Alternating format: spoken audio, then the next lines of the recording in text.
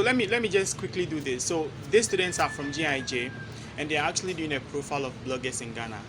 I'm privileged to be their number 5.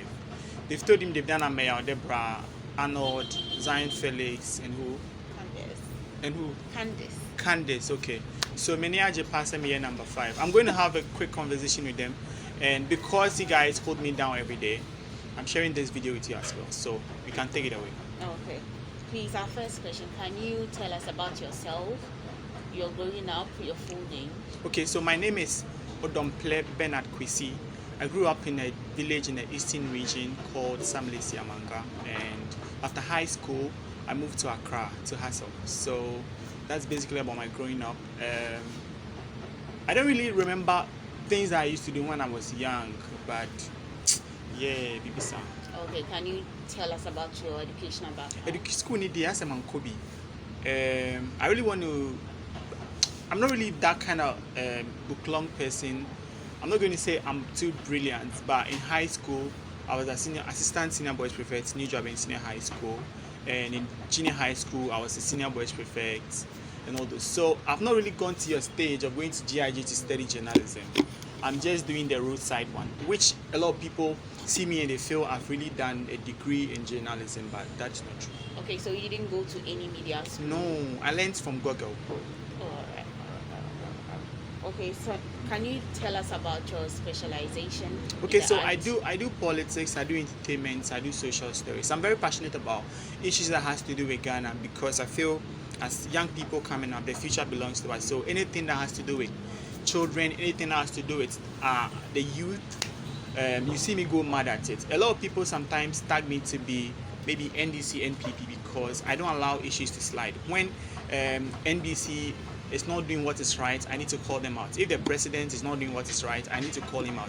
If the president promised us he was going to build 12 hospitals or 40-something hospitals and he's not doing it, I need to tell him, say, no, Mr. President, you promised us. And he even told us to be citizens and not spectators. So, so I'm just trying to do what the president instructed.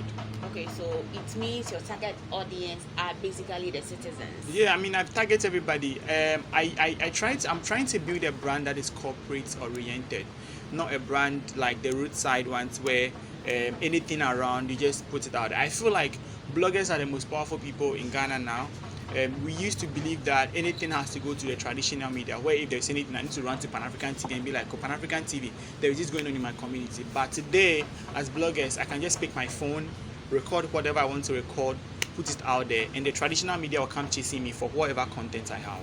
Okay, so do you actually get the feedback that you need when you post out? I do, but not always. The thing is, the internet sometimes, the internet sometimes do not do what we want it to do.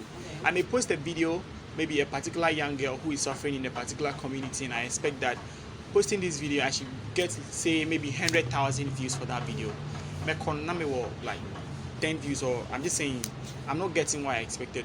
Sometimes to certain things you post that you didn't expect to get an audience, you get them. So we're just trying to, as the brand grows, the kind of audience we want to have, we'll have them. And one thing too is that we do not always want to have plenty of the numbers without impact. We want to make impact in society. So the numbers sometimes count, but we really want to make impact. So if it's 2 people and the 2 people appreciate my work, I'm grateful. And how often do you post in a day? Okay, so I do more of Instagram and YouTube.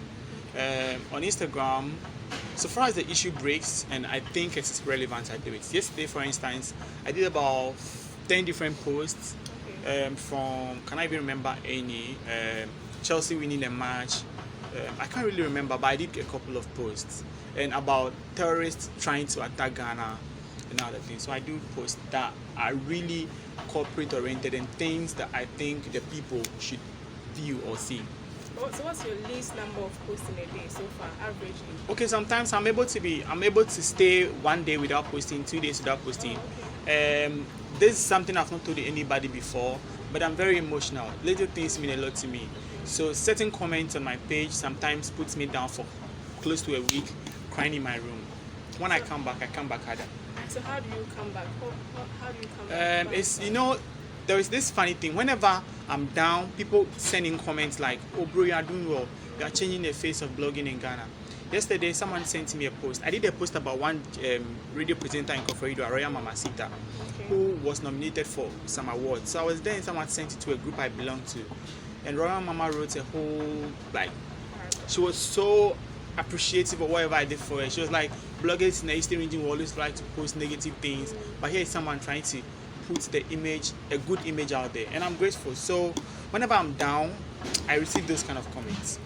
That's good. So as a blogger, what's your general opinion of the creative arts industry? I think the creative art industry can do more. We are growing, as people will always say, and we are growing at a faster rate, just that we are not seeing it because we are the people in it. But the people outside know we are growing very well. And so I feel with much effort from people like me, people like you, people like your friends in school who went to school to study journalism for 4 years, coming out with all the knowledge you've acquired in school, adding common sense to whatever we are doing, our creative art industry is going to be bigger and better in the near future. Okay, so I want to ask, how does your art or what you cover contribute to the art industry? Okay, so the art industry basically it's about feeding the people whatever is going on, and then trying to help get investors into our industry. So painting a good image about the creative arts industry always help people out there to want to come to Ghana and see whatever is going on. So I feel my style of blogging, it's one that will help invite people in the diaspora to visit Ghana, because they will always see Ghana as a beautiful country.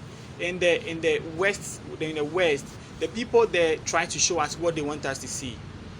If there are gutters with, if there are choke gutters, they hardly post those. They post the beautiful things in their community. So in as much as we are trying to get our government and everybody in power to be responsible, we should also try to put positive things about our community or our country out there. Okay, so like comparing Ghana to other countries, our art industry isn't seen to be a profitable industry.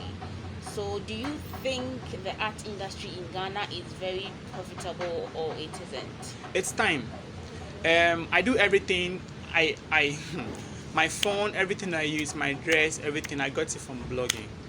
I start blogging with I think an Infinix Note 2, a cracked one. Today I'm using this phone, and so it's how you go about it. But it's a matter of time. You need to be persistent. You need to do whatever you do over and over again before you get to wherever you want to get to. It's a matter of time. And as I say, if you want to be a blogger, you may want to go and do what you guys are doing the 4 years, which we will all try to do one day. But you only need your subject-verb agreement and your passion. Sure. So apart from blogging and other stuff that you are doing, what's your aim or the height that you want to reach going forward? I want to be a president one day in Ghana. So I'm just, well, maybe I may not be doing what to lead me to that height right now, but I feel it's a matter of time. Sure.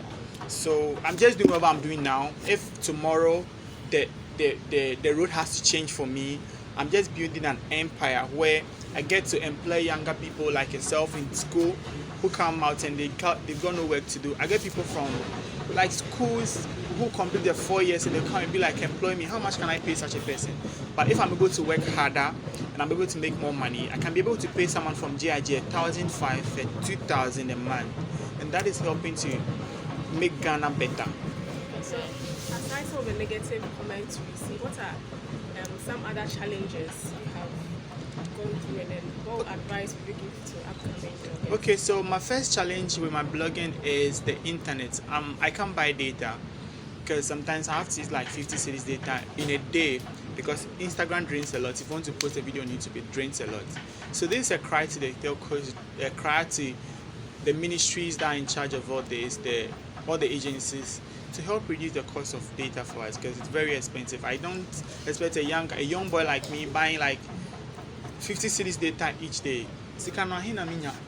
And I'm buying this. So that's my biggest challenge. And also, if you want to get into the blogging space, as I stated earlier on, you need your subject-verb agreement and your passion. So if you have passion for whatever you are doing, you can be able to do it. So I don't really see too much challenge in the blogging space, except that sometimes you go for events, you're invited for events, you are agreeing on taking X, Y amounts, and when you are done, the organizer will be like, oh, and I'm You may even have to walk home. I sometimes walk to events. And just say see how and just say acho. And I walk to events, and when I'm done, like maybe events now also now when I'm at trains, the person will come and will not even give me the amount that we agreed on. So that's one challenge we face as bloggers. But we're hoping that it gets better. And as we climb the ladder and we become big, the people will respect us and put some respect on our brands. Okay, so to wrap it up, what's your advice for the youth who want to actually enter into blogging? So as I stated earlier on, if you want to come into blogging, you need your passion. Because sometimes a content is also on data now post the idea on Instagram. And if you don't have that passion, because I'm baby. So Charlie, you need your passion, and as I stated earlier on, GIJ. But because of my subject verb agreements and my voice or the way I'm able to control myself in public, people feel I've done degree already. I want to do degree, so maybe you guys are going to help me.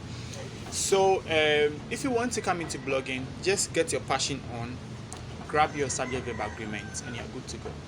Thank you very much. Thank you very much. We have been speaking to Nene. Thanks for staying with us.